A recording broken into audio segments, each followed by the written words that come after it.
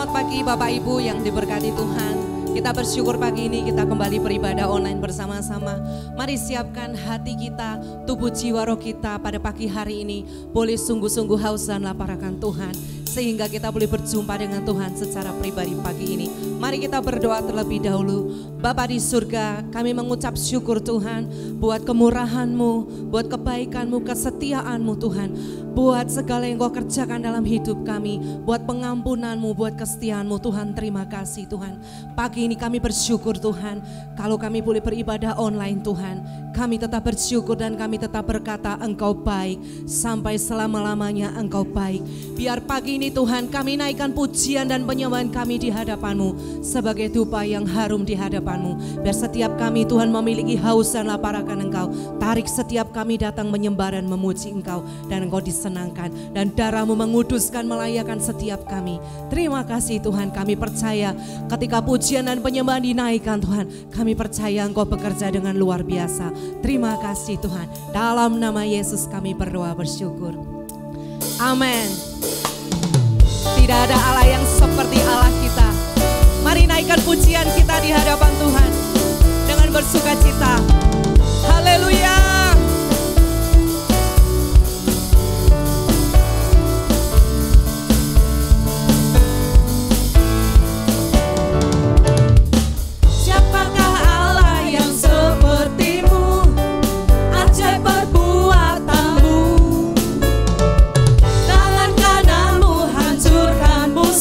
Kemenangan diberi hak-Mu.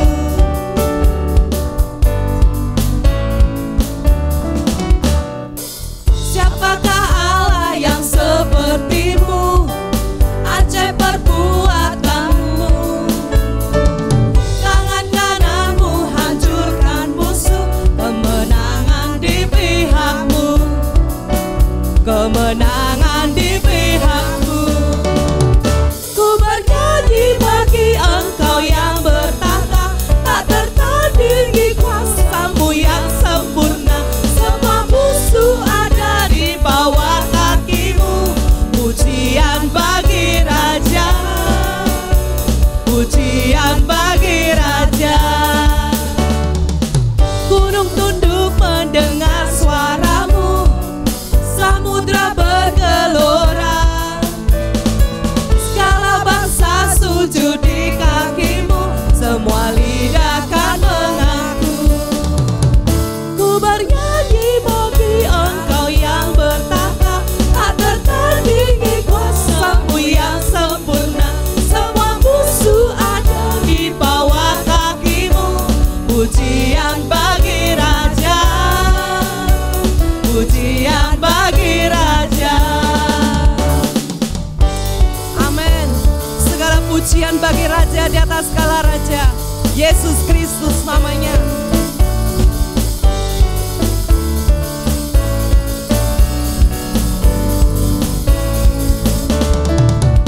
Ku bernyanyi bagi Engkau yang bertahta, tak tertandingi kuasa-Mu yang sempurna. Semua musuh ada di bawah kaki-Mu. Pujian bagi Raja, pujian bagi Raja. Ku bernyanyi bagi Engkau yang bertahta, tak tertandingi kuasa-Mu yang sempurna. Semua musuh ada di bawah kaki-Mu. Pujian bagi Raja, pujian bagi Raja, pujian bagi Raja, pujian bagi Raja. Amin. Haleluya. Pujian bagi Raja, bagi-Mu Tuhan Yesus.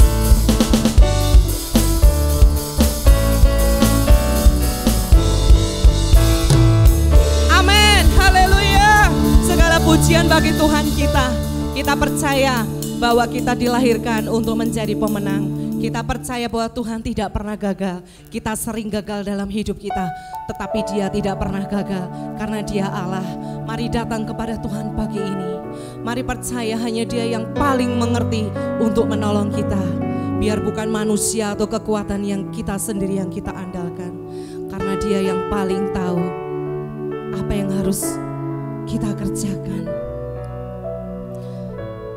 Terima kasih Tuhan.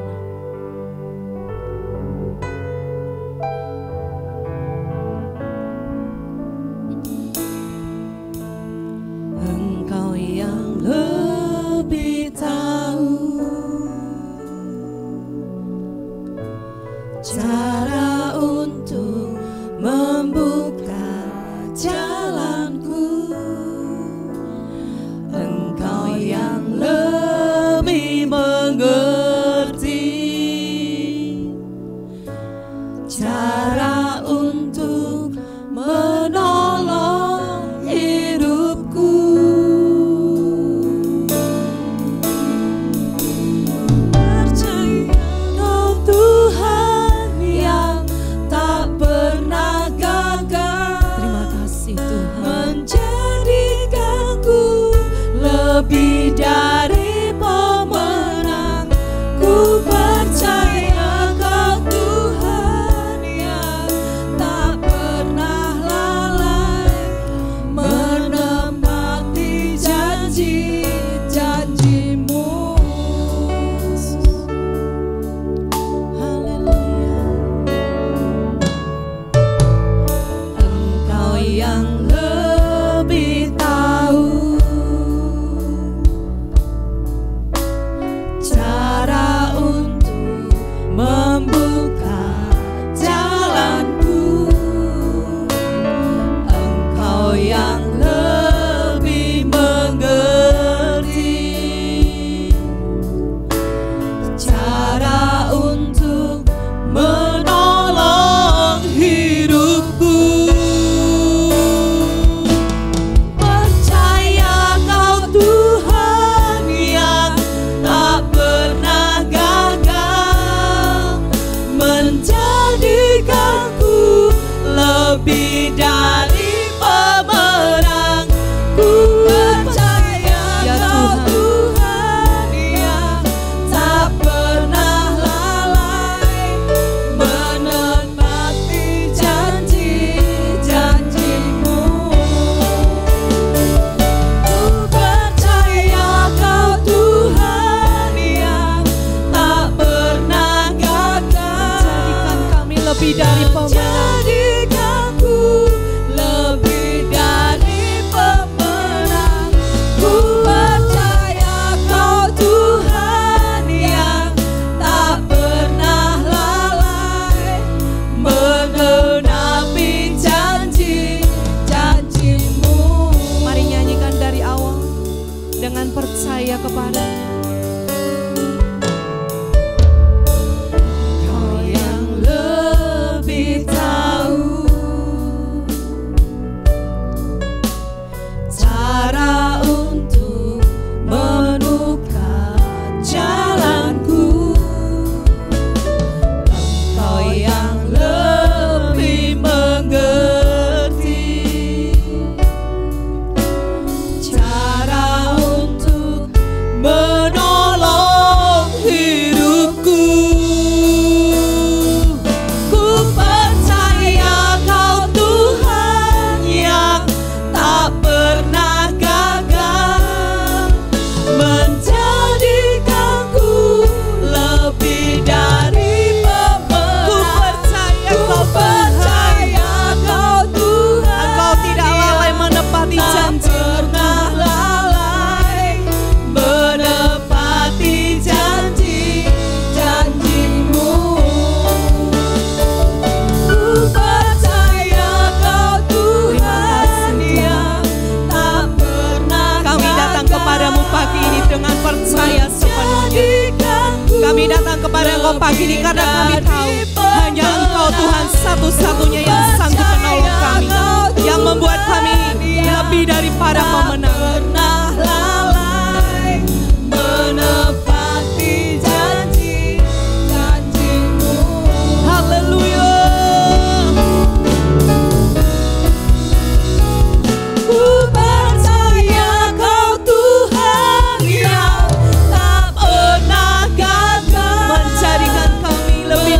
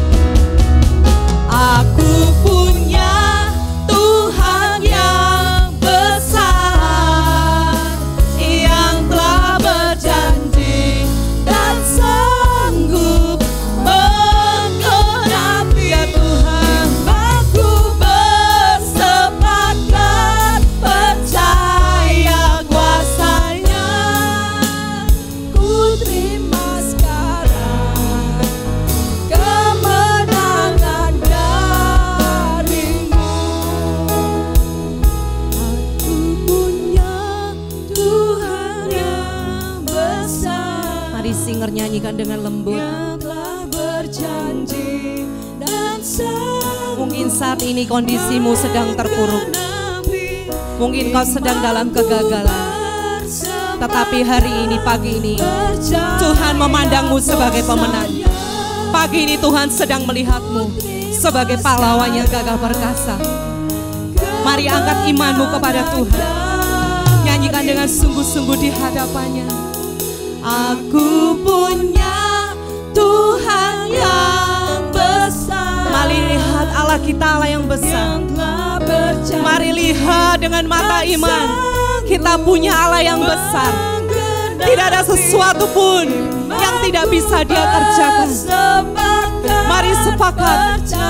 Mari sepakat. Dialah yang besar. Dia yang memberikan kemenangan. Haleluya. Mari sepakat dengan menyanyikannya lebih kuat lagi. Haleluya.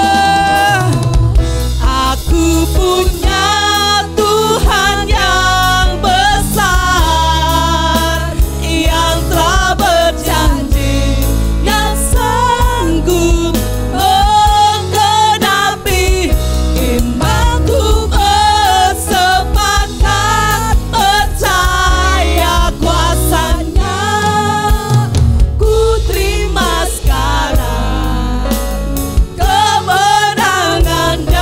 Sekali lagi dengan iman percaya, aku punya ya Tuhan yang besar. Seperti Kau menolong bangsa Israel meruntuhkan kota Yeriko, pagi ini kami percaya Allah yang sama meruntuhkan setiap benteng Yeriko, menjadikan kami lebih dari pemenang. Kami percaya Allah tidak pernah berubah. Terima kasih Tuhan. Pagi ini kami terima kemenangan yang dari-Mu Tuhan. Haleluya.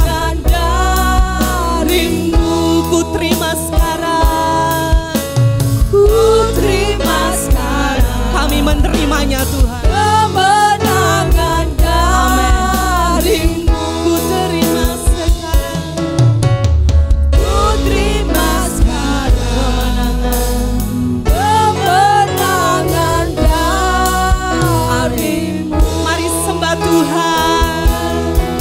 Mari sembah Tuhan. Ini waktu yang tepat.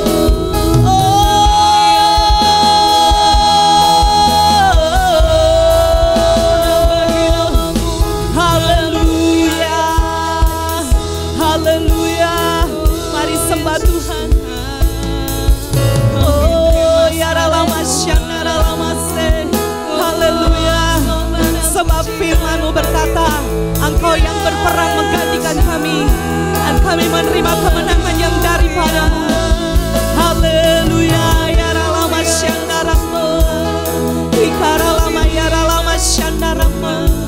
Ikara lama syandarama ya karamo. Haleluya Yesus. Kami menyembah-Mu Tuhan, sebab kami percaya kepada Engkau Tuhan. Kami menyembah-Mu Tuhan, sebab kami bersepakat iman kami tetap kepada Engkau sampai selama-lamanya Tuhan. Dunia boleh bergoncang, apapun boleh terjadi, tapi iman kami tetap kepada Yesus sampai selamanya. Haleluya Yesus.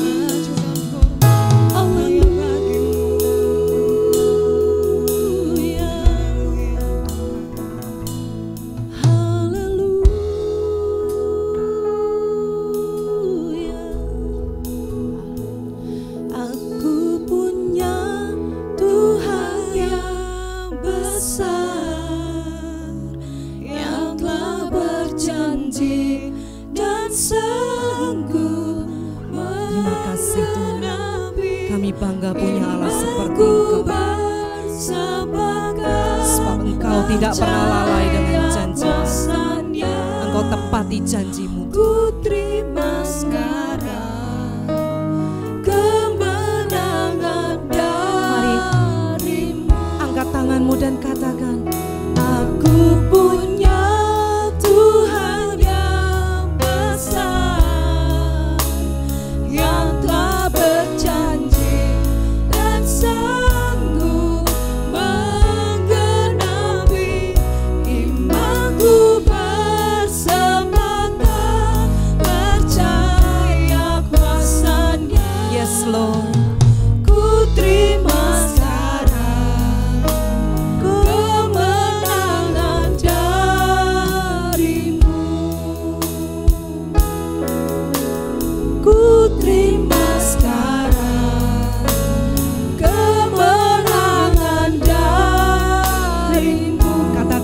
iman. Ku terima sekarang kemenangan darimu. Amin. Terima kasih Tuhan. Kami bangga punya Allah seperti Engkau yang tidak pernah lalai dengan janjinya. Sebab itu pagi ini kami menaruh hidup kami di hadapan-Mu. Kami menaruh percaya kami di hadapan-Mu. Kami tahu kepada siapa kami percaya. Allah yang menciptakan langit dan bumi, Allah semesta alam yang selalu memberikan kemenangan dalam hidup kami. Terima kasih Tuhan, terima kasih. Biarlah Engkau selalu nyata dalam hidup kami Tuhan. Sebab itulah yang membuat Kaleb dan Joshua berbeda. Sebab mereka punya roh yang lain. Dikatakan sebab keberadaan Tuhan nyata dalam hidup mereka. Sebab itulah Tuhan mereka menjadi pemenang dan pemenang. Dan biarlah Tuhan keberadaan-Mu Tuhan, kehadiran-Mu nyata dalam hidup kami setiap hari. Dan itu yang membawa kami kepada kemenangan. Dan sebentar kami mau mendengarkan firman-Mu. Biar kami menjadi tanah yang baik. Biar benih itu jatuh di tanah yang baik Tuhan. Sehingga kesulitan apapun yang menghimpitnya itu tidak pernah menghalangi untuk berbuah. Sebab benih itu jatuh di tanah yang baik Tuhan. Sehingga kekhawatiran apapun tidak pernah menghambati untuk berbuah. Biar pengurapan-Mu atas hamba-Mu dan kami semua. Ada roh pengenalan yang benar turun atas kami pagi ini. Ada pengurapan kekuatan yang baru, kemenangan, kesembuhan, pemulihan terjadi Tuhan. Terima kasih Tuhan. Biar pagi ini kami boleh mengerti firman-Mu. Dan Roh Kudus berbicara kepada kami. Ubahkan hidup kami, jamah kami pagi ini. Terima kasih Tuhan. Segala kemuliaan, pujian, penyembahan kami berikan pada Tuhan Yesus, Raja di atas segala raja, Allah semesta alam, Bapa di surga. Terima kasih. Dalam nama Tuhan Yesus kami berdoa dan bersyukur. Haleluya. Amin.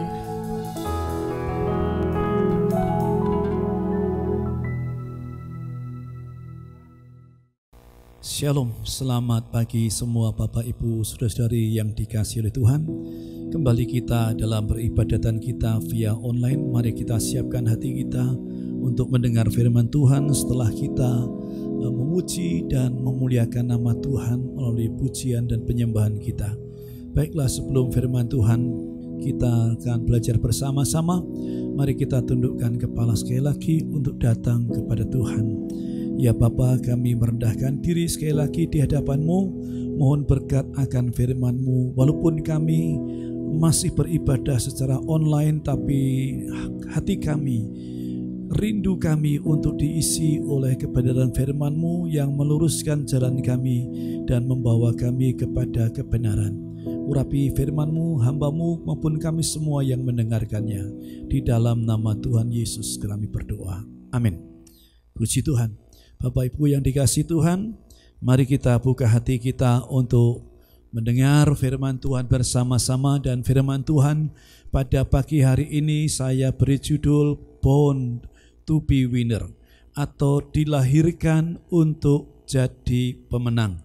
Ayat yang akan saya kutip adalah dari 1 Yohanes 5 ayat yang keempat sampai yang kelima. Mari kita akan membaca firman Tuhan bersama-sama untuk kita diberkati melalui firman Tuhan yang kita baca.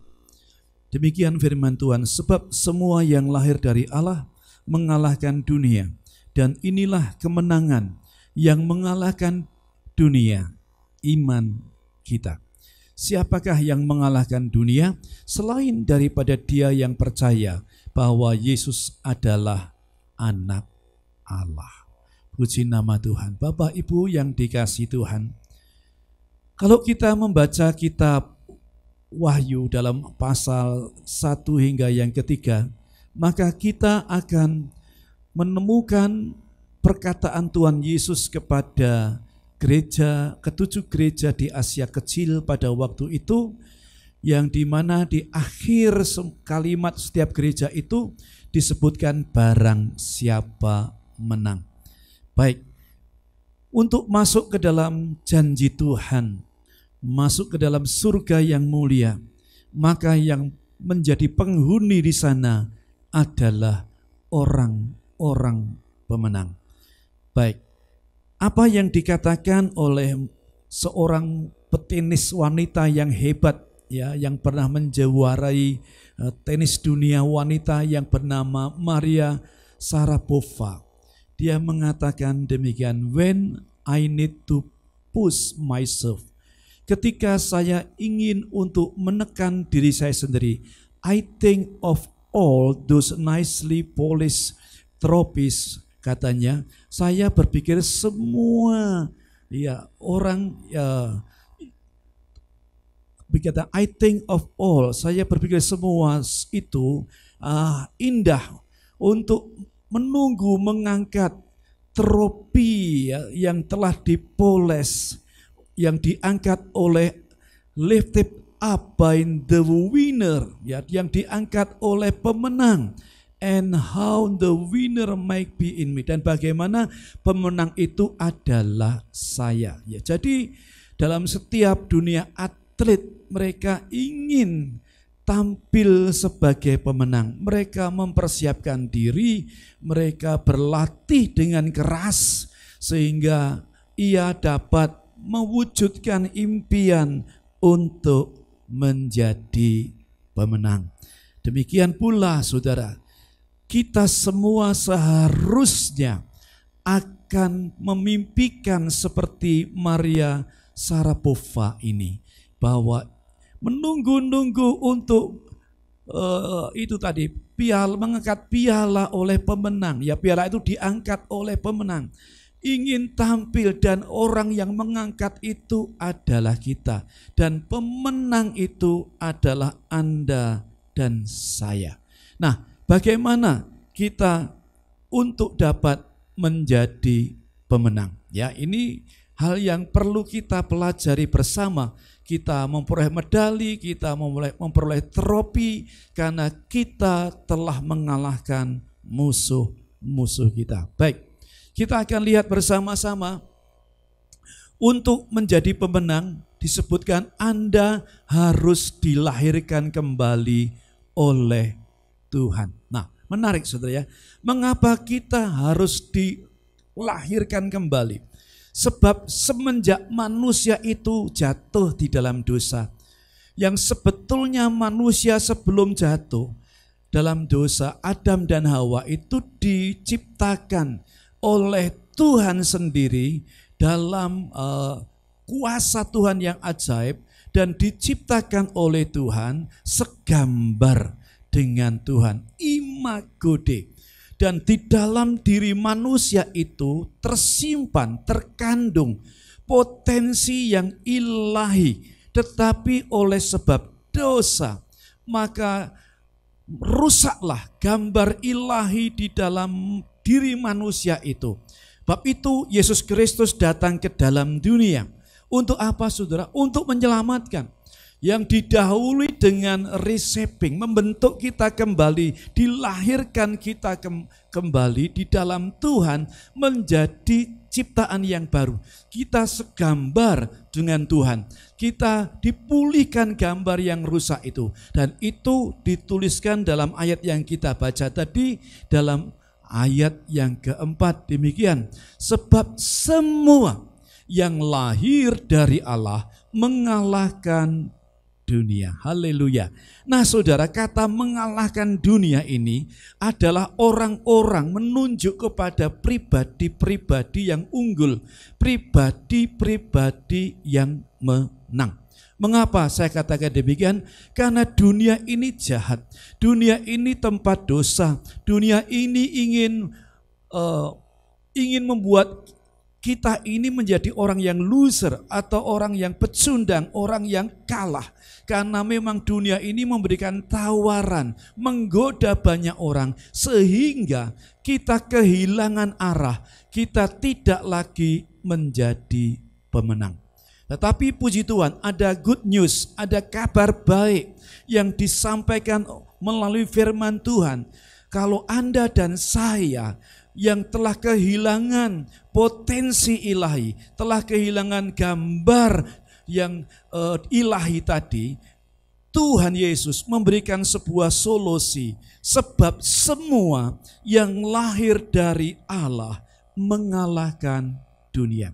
Jadi orang-orang yang dilahirkan kembali dalam anugerah Tuhan, dalam pertobatan, ia akan mengalahkan dunia. Nah, hal mengalahkan dunia, saya teringat dengan seorang jenderal perang yang luar biasa, seorang pangeran, princess saudara ya, yang tercatat dalam sejarah. Orang itu bernama The Great Alexander atau Alexander yang Agung. Saya kutipkan apa yang ditulis oleh para sejarawan tentang The Great Alexander. Dikatakan demikian, jika kita berbicara siapa raja paling hebat dalam sejarah, maka nama Alexander Agung adalah satu di antaranya. Ia adalah seorang raja dari Makedonia. Dikatakan pada masa Yunani kuno yang hidup pada tahun 362 sampai 323 sebelum Masehi. Sepanjang kepemimpinannya yang kurang dari 15 tahun, ia berhasil menaklukkan imperium atau kekaisaran besar seperti Yunani dan Persia, yang pada waktu itu mereka dua negara yang menjadi mendominasi dunia, super power pada waktu zaman itu. Yunani dan Persia dikalahkan oleh The Great Alexander. Wilayah penaklukannya pun melintang luas sepanjang wilayah Persia, Asia Kecil, Eropa hingga Mesir. Ayah Alexander adalah Philip II dari Makedonia. Luar biasa bukan? Bayangkan, ia hanya butuh waktu 15 tahun. Ia masih muda waktu itu. Karena ia sejak muda dia telah dilatih, dididik oleh ayahnya. Dan ia memiliki bekal ilmu berperang, ilmu tentang filsafat, sehingga ia mampu menaklukkan kerajaan-kerajaan yang besar pada waktu itu. Bahkan daerah kekuasaannya sangat luas ya, sampai ke India dan sebagainya. Nah, Bapak Ibu Saudara yang dikasihi Tuhan, sejarah telah mencatat bahwa Alexander yang Agung atau The Great Alexander itu adalah seorang yang mampu menaklukkan dunia. Tetapi saya tidak berbicara tentang dunia yang di mana kita hidup ini ya. Maksudnya secara politis, tetapi tawaran, cara tipu daya dunia yang harus kita kalahkan. Nah, dan tadi apa yang kita sudah baca dalam ayat yang keempat tadi, bahwa semua yang lahir dari Allah, yang dilahirkan karena kelahiran baru, memiliki kuasa untuk mengalahkan dunia. Mengapa? Sebab siapa yang telah dilahirkan kembali di dalam Kristus Yesus, seperti apa yang tertulis dalam kitab Mazmur pasal 8 ayat 6 mengatakan demikian, namun engkau telah membuatnya hampir sama seperti Allah dan memahkotainya dengan kemuliaan dan hormat. Lihat ayat 7, engkau membuat manusia itu berkuasa atas buatan tanganmu. Segala-galanya disebutkan, dikatakan segala-galanya telah kau letakkan di bawah kakinya. Nah, ini bukankah sesuatu hal yang luar biasa? Bagaimana sejak manusia telah jatuh dalam dosa, sebelum jatuh dalam dosa diberikan kuasa untuk menaklukkan semua ciptaan Allah yang lainnya. Namun setelah jatuh dalam dosa, gambar itu rusak. Tetapi kitab Mazmur mengingatkan, pada waktu kita berada di dalam Tuhan, kita diberi kuasa. Sebab dikatakan kita ini disebutkan buatan tangan Tuhan yang berkuasa atas segala-galanya, bahkan itu diletakkan di bawah kaki kita. Artinya kita diberi kuasa, kita diberi kemampuan untuk menaklukkan semua ciptaan Tuhan yang lain, karena ada potensi yang ilahi atas diri kita. Nah, jadi dikatakan apa yang dikatakan oleh Yohanes tadi, bahwa semua yang lahir dari Allah mengalahkan dunia. Kalau The Great Alexander dapat mengalahkan sebagian besar dari dunia ini, terlebih kita punya potensi yang luar biasa. Dalam 1 Yohanes 3 ayat 9 disebutkan demikian, setiap orang yang lahir dari Allah tidak berbuat dosa lagi. Sebab apa? Benih ilahi tetap ada di dalam dia dan ia tidak dapat berbuat dosa karena ia lahir dari Allah. Nah saudara, bukankah dosa ini yang merusak gambar diri manusia? Dosa ini yang telah membelokkan kita dari tujuan Tuhan menciptakan kita. Tetapi syukur kepada Tuhan, oleh karena karyanya di atas kayu salib, Ia telah melahirkan kita kembali dan memulihkan gambar diri kita yang rusak. Dan kuasa itu dikembalikan kepada kita untuk kita dominion atas ciptaan Tuhan yang lain. Dan luar biasa, kalau kita sudah lahir dari Allah, disebut tidak berbuat dosa lagi. Nah, bagaimana kita yang sudah Kristen, namun masih up and down, seperti roller coaster ya, yang naik turun, hidupnya naik turun. Kadang ia luar biasa, on fire, dia sangat rohani, tetapi mungkin karena godaan-godaan daging, godaan setan, godaan dunia membuat orang itu merosot ke bawah.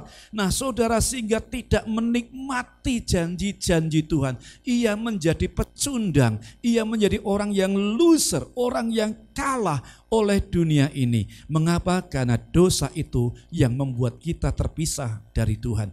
Dosa itu yang membuat kita doa-doanya tidak didengar oleh Tuhan. Dosa itu yang membuat tangan Tuhan tidak sampai atas kita untuk menolong kita, untuk menjamah kita, untuk memulihkan kita.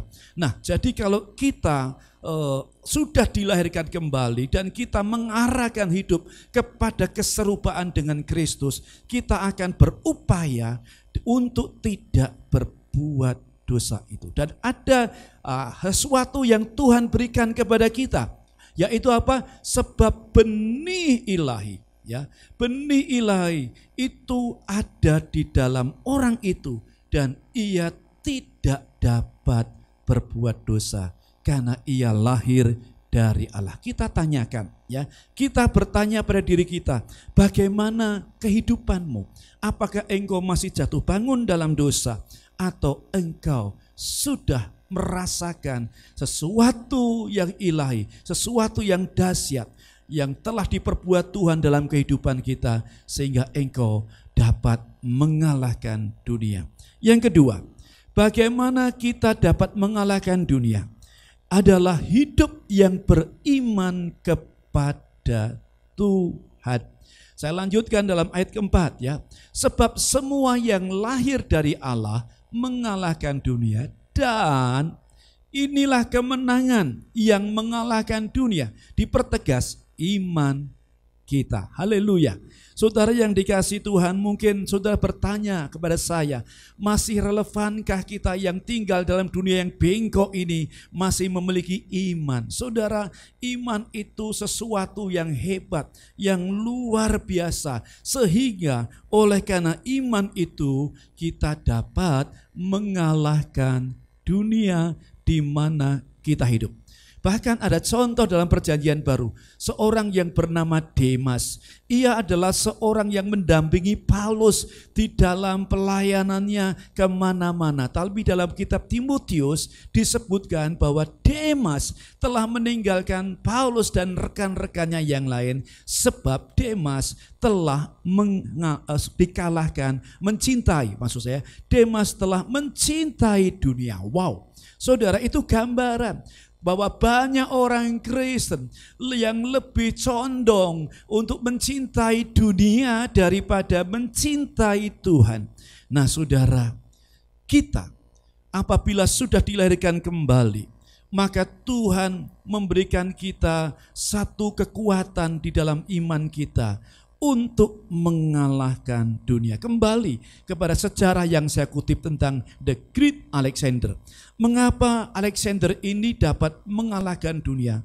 Karena ayahnya, saudara, ayahnya itu sejak The Great Alexander ini remaja, mengundang seorang filsuf yang hebat untuk mendidik The Great Alexander. Saya kutipkan demikian. Alexander sendiri belajar langsung selama 3 tahun bersama sang filsuf Aristoteles dengan berbagai jenis ilmu, termasuk filsafat yang membentuk sang pangeran menjadi sosok bijak. Ya, memang ada filsuf-filsuf yang lain yang menjadi guru The Great Alexander. Tapi Aristoteles ini adalah seorang filsuf yang besar, seorang filsuf yang hebat sampai hari ini. Banyak orang mengenal Aristoteles. Dan The Great Alexander itu adalah anak buah dari Aristoteles. Nah, dikatakan ia mengajarkan banyak ilmu termasuk filsafat yang membentuk sang pangeran menjadi sosok bijak. Haleluya. Saudara yang dikasihi oleh Tuhan, mari kita belajar dari firman Tuhan. Kalau Aristoteles mengajarkan kepada The Great Alexander tadi, ya, adalah filsafat-filsafat yang membuat dia menjadi pribadi yang bijak. Kitab landasannya bukan filsafat, ya, karena filsafat itu dari kata philo dan sophia. Philo itu cinta, sophia itu hikmat. Sesuatu mesti masuk dalam ranah logika. Tetapi kita punya sesuatu yang lebih daripada filsafat, yaitu firman Tuhan. Nah, saudara yang dikasihi Tuhan, firman Tuhan menjadi pandangan hidup kita, menjadi rel kita yang menuntun kita, hidup kita untuk seturut dengan kehendak dan tujuan Tuhan. Nah, kita lihat apa yang dikatakan oleh firman Tuhan, ya, dalam Roma pasal 10 ayat 17. Jadi iman timbul dari pendengaran, dan pendengaran oleh firman Kristus. Jadi kalau sosok The Great Alexander menjadi hebat karena ajaran Aristoteles, karena filsafatnya yang menjadikan dia bijak, sehingga ia mampu mengalahkan dunia secara politik, ya. Tetapi kita punya firman Tuhan, yaitu yang membuat kita akan mengerti firman Tuhan dan menjadikan iman kita menjadi kuat, iman kita menjadi hidup, sehingga kita dapat mengalahkan dunia ini. Puji bagi nama Tuhan. Apakah saudara masih mengasihi firman Tuhan? Saudara masih ada waktu untuk membaca firman Tuhan. Saudara masih ada waktu untuk merenungkan firman Tuhan. Saudara akan menjadi sesuatu yang hilang atas hidup kita kalau satu hari Anda tidak meluangkan waktu untuk membaca firman Tuhan. Wow, pada waktu kita membaca firman Tuhan, iman kita dikuatkan, kita dikoreksi kehidupan kita dibenarkan, kita diajar, kita diluruskan, kita dijauhkan dari kesalahan-kesalahan.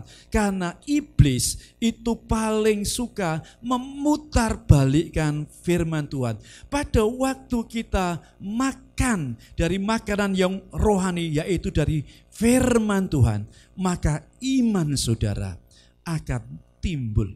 Nah, Tuhan mengatakan dalam Injil, Yesus mengatakan dalam Injil, kalau engkau punya iman sebesar biji sesawi, maka engkau akan dapat memindahkan gunung itu dari situ ke sana. Saudara yang dikasihi Tuhan, betapa powerfulnya iman tersebut. Tetapi saudara, apakah saudara care? Saudara merawat, memaintain imanmu agar engkau di tengah dunia yang bengkok ini, di tengah dunia yang jahat ini, engkau terus memupuk imanmu, sebab iman itulah yang dapat mengalahkan dunia. Kalau Anda tidak pernah baca firman Tuhan, maka iman saudara, saya jamin, menjadi loyo, menjadi lemah, tidak bertumbuh, sehingga engkau dapat mudah dikalahkan oleh dunia. Engkau dapat dikalahkan, ditipu daya oleh sang musuh kita, yaitu iblis. Jadi saudara, kalau engkau mendengar firman Tuhan pada pagi ini, mari kita ambil waktu, sesibuk apapun Anda, engkau harus baca firman Tuhan. Sebab Tuhan Yesus mengatakan, pada akhir zaman Kalau Anak Manusia datang yang kedua kali, masihkah ia, Anak Manusia Tuhan Yesus, mendapatkan iman di bumi? Orang cenderung menggunakan rasio, ya. Orang cenderung menggunakan akal daripada imannya. Tetapi saya tadi mengatakan iman itu sesuatu yang dahsyat, ya. Iman itu dapat, saudara, menjadi kunci untuk engkau dapat menerima berkat dan pertolongan dari Tuhan.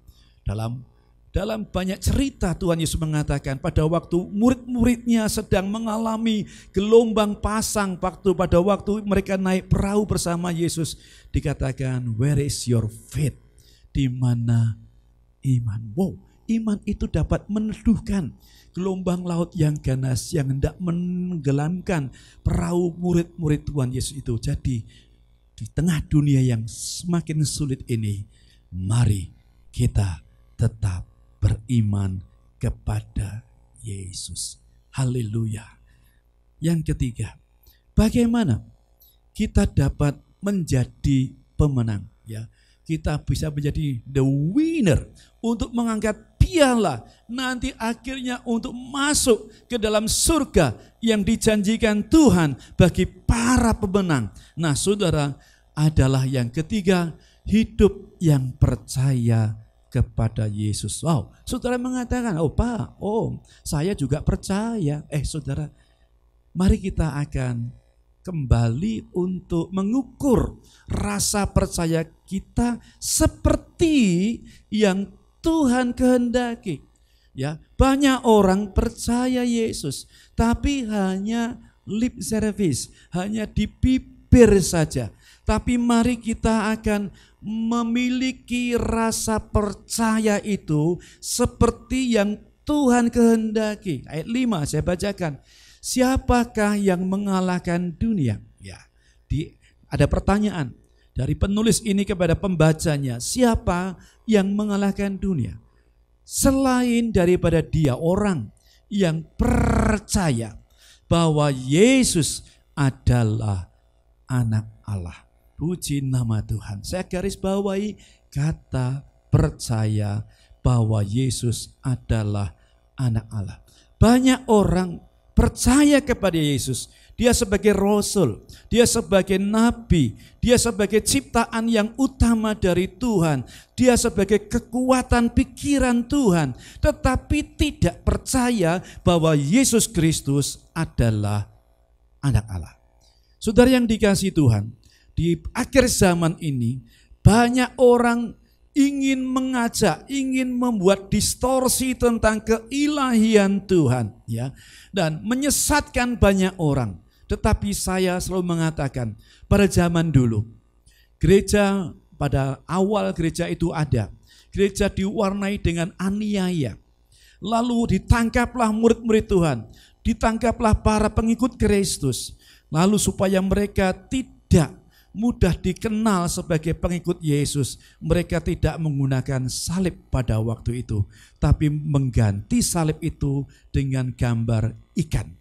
Ikan dalam bahasa Yunani ditulis dengan kata iktus.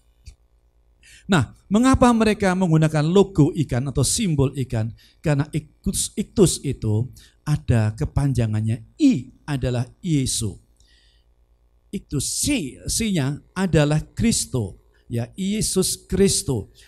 TH-nya ya Theos, iktus gitu ya, T-nya Theos, TH-nya Theos, artinya Allah atau Tuhan. Lalu U-nya iktus adalah Usios, anak, dan S-nya adalah soter. Jadi mereka ingin mendeklar bahwa Yesus Kristus itu adalah Anak Allah dan Juru Selamat. Kalau Anda percaya bahwa Yesus Kristus adalah Anak Allah dan Juru Selamat, maka engkau sahabatku, engkau saudaraku. Nah saudara, tetapi kalau engkau mengatakan Yesus Nabi, Yesus adalah utusan, Yesus adalah kekuatan pikiran Tuhan, Yesus adalah ciptaan yang sulung dari Tuhan, Anda bukan saudara saya. Saudara yang dikasihi Tuhan, Karena ada kuasa bagi yang percaya bahwa Yesus Kristus adalah Tuhan. Wow, ya. Oh, karena Yesus telah membuktikan bahwa ia lebih sekedar seorang nabi, lebih sekedar seorang utusan atau rasul.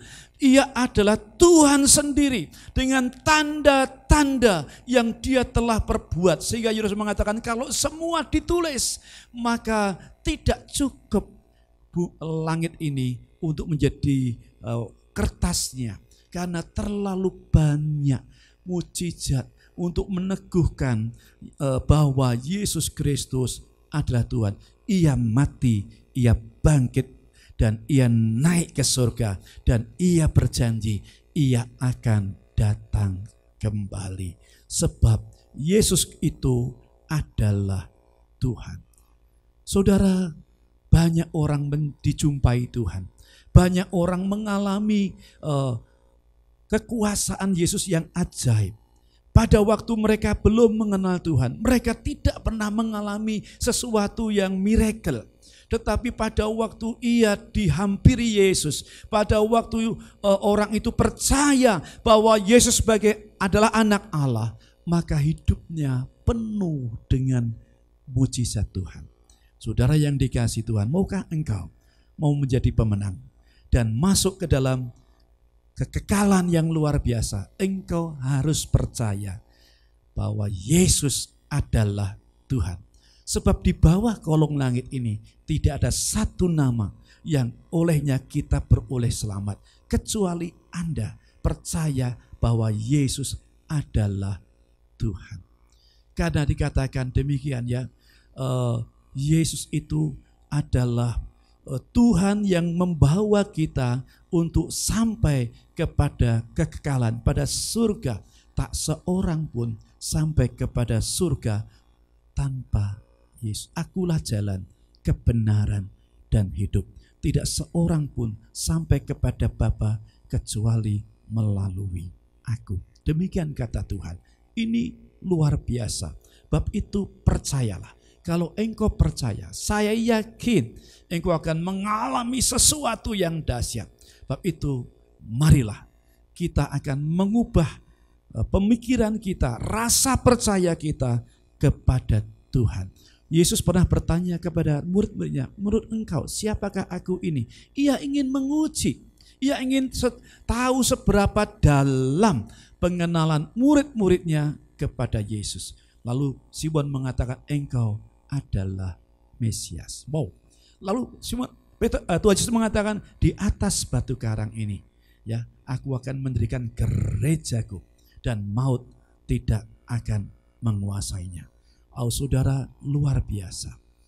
Mari kita akan mengaku dengan mulut kita, dengan hati kita, dengan hidup kita, bahwa Yesus adalah Tuhan.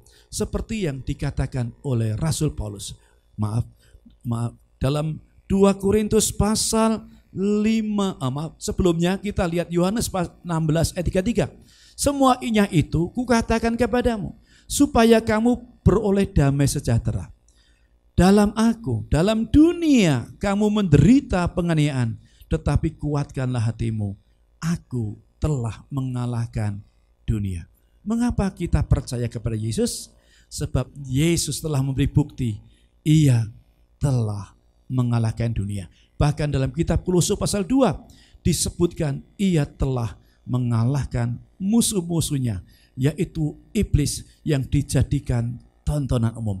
Tidak seorang pun yang dapat mengalahkan iblis. Bahkan nanti pada akhir zaman, Yesus akan datang yang kedua kali untuk mengalahkan si Dajjal itu. Karena Yesus adalah pemenang dan telah mengalahkan dunia. Sebab itu kita mau lebih percaya kepada Yesus, lebih cinta Yesus, lebih mau kita mengiring Tuhan dengan segenap hati. Ayat yang terakhir dalam 2 Korintus 5:7. Sebab hidup kami adalah hidup karena percaya, bukan karena melihat. Haleluya. Dalam bahasa Inggris, for we live by faith, not by sight, saudara. Haleluya. Kita tahu Walaupun kita tidak pernah melihat Yesus, tetapi kita telah melihat firman-Nya, membaca firman-Nya, yang telah memberikan informasi kepada kita, memberikan kesaksian kepada kita bahwa Yesus adalah anak Allah. Paulus mengatakan, sebab hidup kami adalah hidup karena percaya, bukan karena melihat. Haleluya. Saudara, living the word without keeping in heirloom is a degradation of the divine purpose, yang disebut oleh Michael Beasley Johnson. Nah, saudara, artinya begini, meninggalkan dunia tanpa menyimpan pusaka adalah penurunan ilahi. Kita semua pasti akan meninggal, saudara. Tapi kalau kita meninggalkan dunia ini tanpa menyimpan pusaka, kita mengalami satu gradasi dalam tujuan ilahi. Mari kita kembali kepada jati diri kita. Sebelum manusia jatuh dalam dosa, ia diciptakan menurut gambar Allah. Sebab itu kita mau memiliki gambar itu melalui Kristus yang telah mati bagi dosa kita, dan memulihkan gambar itu supaya Anda dan saya dapat kembali kepada tujuan yang ilahi, yaitu untuk menjadi pemenang. Setiap dari kita yang telah dilahirkan kembali oleh Allah, kita dapat menjadi pemenang. Setiap kita yang percaya kepada Tuhan, ya disebutkan yang kedua tadi, kita yang hidup dengan beriman kepada Tuhan, maka Anda akan jadi pemenang. Dan siapa yang percaya kepada Tuhan, dialah yang akan jadi pemenang. Mari kita tundukkan kepala. Biarlah firman Tuhan ini akan mengubah hidup kita, di mana kita akan kembali kepada tujuan Tuhan. You are the winner and not the loser. God bless you. Mari kita berdoa. Bapa, terima kasih buat firman yang sudah kami dengar, bahwa Engkau telah menetapkan untuk menjadi pemenang. Tetapi karena dosa, kami dibuatnya menyimpang, tidak mengenal tujuan yang ilahi. Tetapi Tuhan, kami sadar oleh firman-Mu pada pagi hari ini, yang mencerahkan kami, yang membawa kami kembali kepada tujuan Tuhan. Berkati, tanamkan firman-Mu ini, agar nanti pada waktu kami meninggalkan dunia, kami tidak mengalami degradasi dalam tujuan Tuhan atas hidup kami. Meteraikan supaya kami jadi pemenang. Terima kasih Roh Kudus, kerjakan hidup kami seturut dengan rencana-Mu. Di dalam nama Tuhan Yesus kami berdoa. Haleluya. Amin.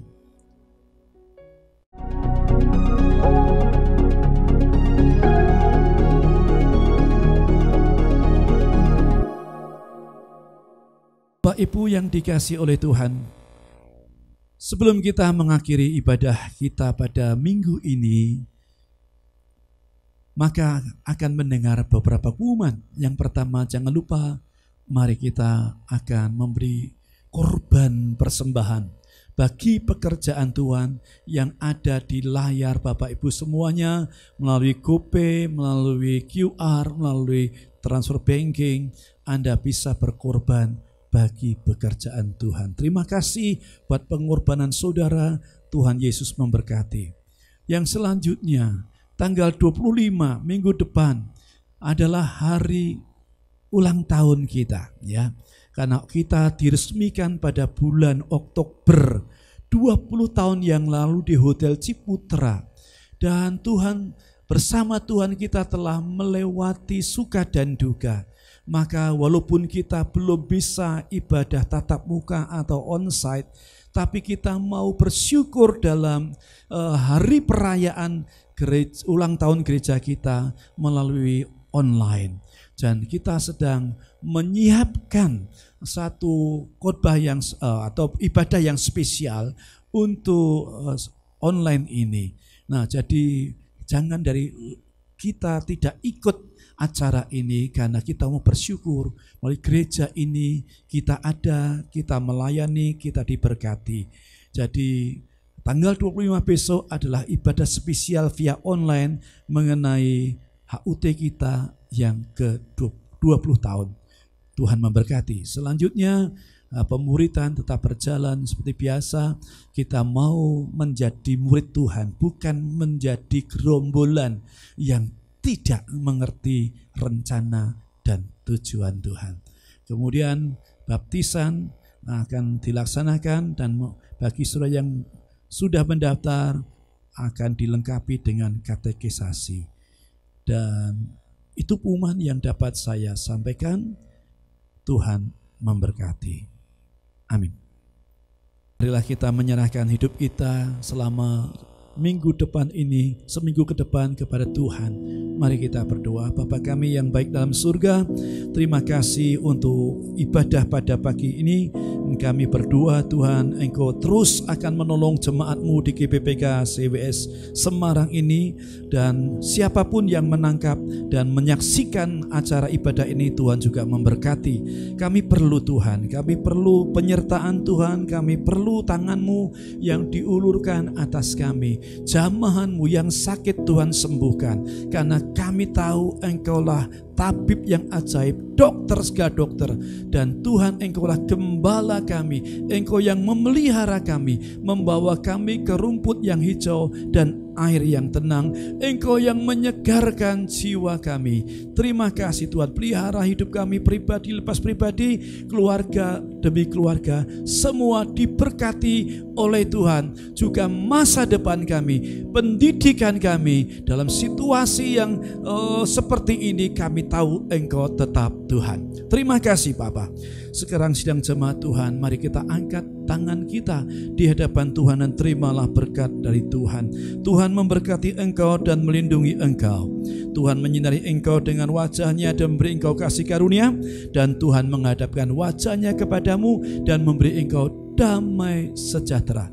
Terimalah berkat yang datang dari Bapa di surga, anugerah dan pengampunan dosa di dalam Tuhan Yesus Kristus, dan penyertaan Roh Kudus yang tinggal bersama kita sampai Tuhan Yesus datang yang kedua kali. Maranatha.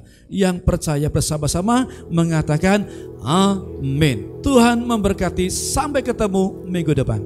Amin.